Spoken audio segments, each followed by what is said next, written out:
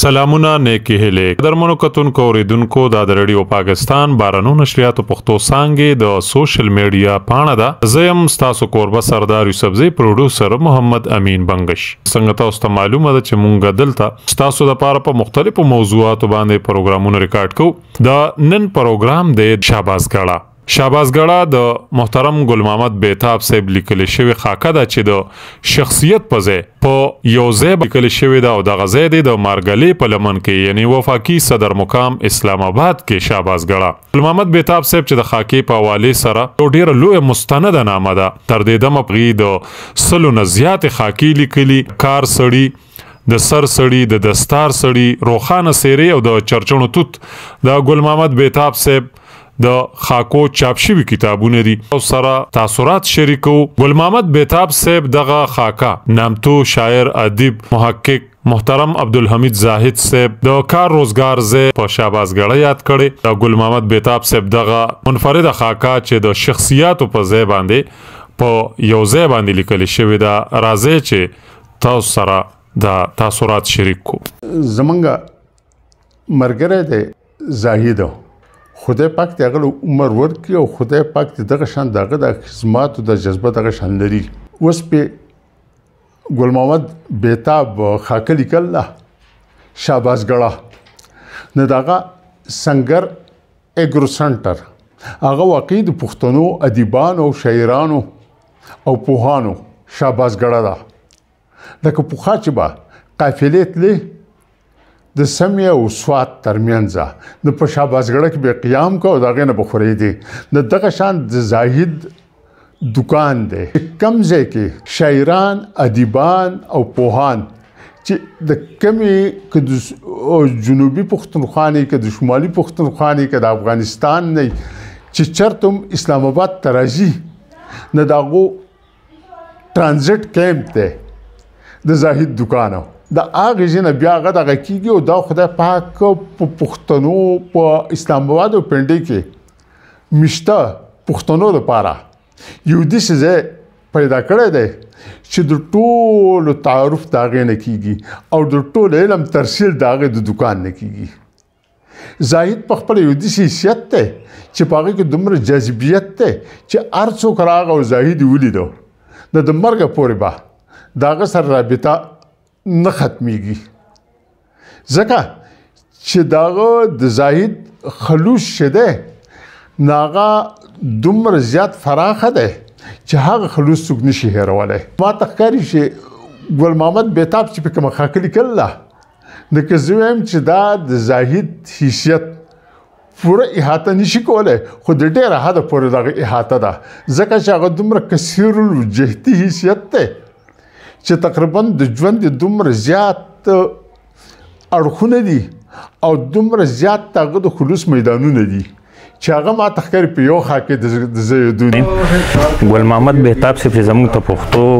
ادب او صحافت کې لوړ نوم دی. هغه که صحافتي په دنیا ته کالم په نوم او خاص کر په پښتو ادب کې بیا ته خاکانګاری په نوم یو لوی نوم لري چې دا ثاني هم پښتو ادب کې بل نشته. هغه چې شاباسګړه ته عنوان لاندې په سنگر اګرو باندې کم خاکلی کلی دا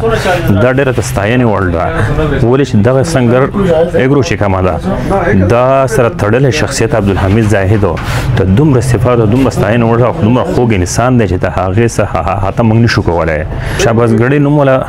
بیتاب سي ورکړه د خزم د شاباسګړې په ځای دا ته یو ادبي مرکز دی په مارګلې په لمن کې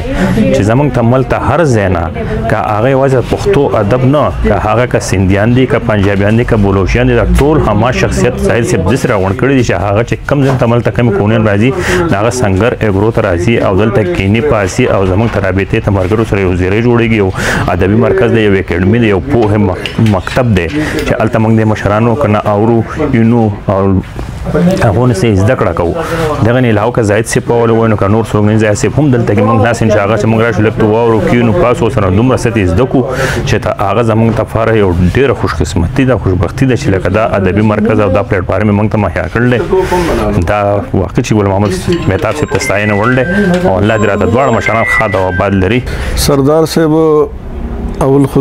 ستاسو او د بیتاب صاحب شکریا دا کومه چې هغه یو داسې دلچسپ موضوع د خاکې لپاره خوښه کړه.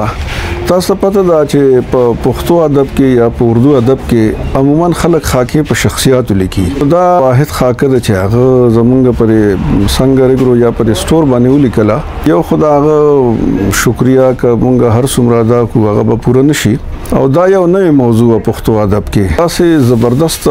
موضوع هغه ورکه شاباسګړه. نو مونږ او تاسو دغه یوې علاقې مونږ د شاباسګړې د حیثیت نه او دغه د عواملو نه خبر یو چې شاباسګړه ولې دغه ځای ته وایي د ستړو ځای خدا د ستړو ځای نه دی. دلته اکثر هغه نن سبا تاسو ته پته ده چې څوک مزګار نه دي. اول ځان واخله دا یاره زمونږ د دوستانو د مشرانو هغه محبت دی چې هغه دلته راځي. نو په دې کې زه دغه خلکو ته په درنه سترګه ګورم کوم چې موږ له دلته راځي. موږ سره څو شیبې اوس هم تاسو کتل بشارت کوکر صاحب راغی، جس بیمار دی ضیا صاحب راغی، حیات سواته صاحب راغی، تاسو راغلی، نور ملګري راځي. نو موږ ته سترګې په لارې خوشحالېږو، موږ ته زده کړه کوو وختن په وختن.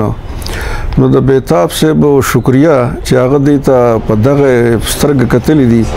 د هغه راتګ دلته زیات وي او هغه یو خبره کوي چې یاره که زه سردار صاحب ته یا عبدالله جان عبید ته یا حیات سواتی ته بل چاته هم زه دله درځم نو هغه ما ته انتظار کوي. خو د زاهد دا ځای داسې دی چې دی ما ته انتظار نه کوي. داسې خپلې ډیوټۍ له سهار 8 بجې راځي او 9 بجې ځي. نو هغه ورځ هم چې هغه راغی سالار زوی ما ته بیتاب صاحب راغی. نو هغه راغی او هغه دلته اکثر چې راشي نو ما سره څوک نه څوک ناست دي، تاسو هم هغه وینئ. نو زه د هغه شکریا ادا کوم او هغه یو دلچسپ موضوع خوښه کړه د لپاره د شاباسګړې په نوم. الله دې به تاسو مباد لري او دا شاباسګړه دې الله آباد لري.